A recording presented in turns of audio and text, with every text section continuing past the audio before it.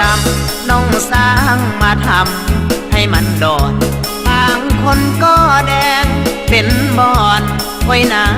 สะอ่อนเมื่อยามได้เห็นเบิ่งเป็นคนลาวแก้มขาวขาวนอเนื้อเย็นเส้นผมสีดำบอกค่อยเห็นนึกว่าเป็นคนต่างแดน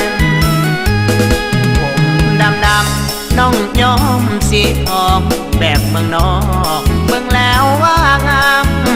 อยู่ดอกแต่มันออกตำลาบ้านเฮา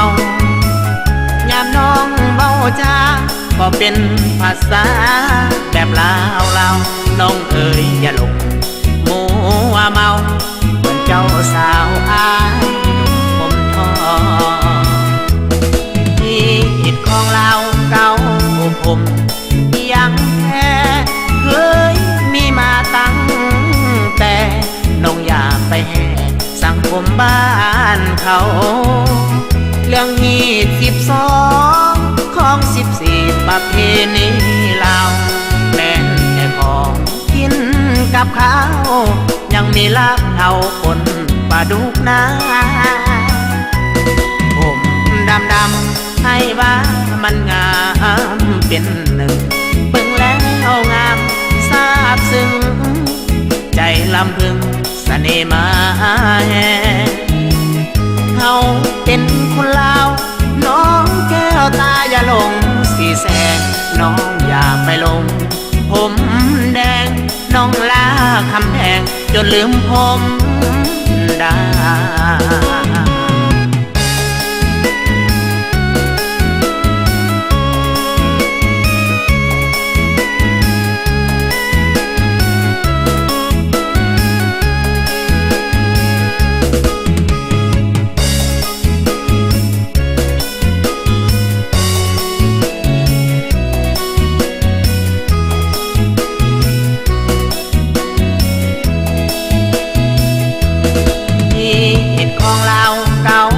ผมยังแท้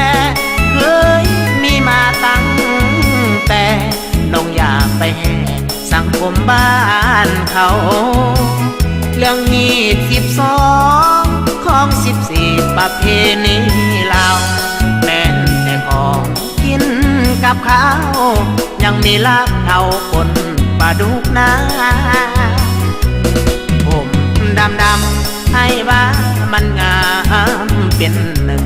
เบิ่งแล้วงามซาบซึ้งใจลำพึงเสน่ห์มาแห่เขาเป็นคนลาวน้องแก้วตาอย่าหลงสีแสงน้องอย่าไปลงผมแดงน้องลาคำแพงจนลืมผมได้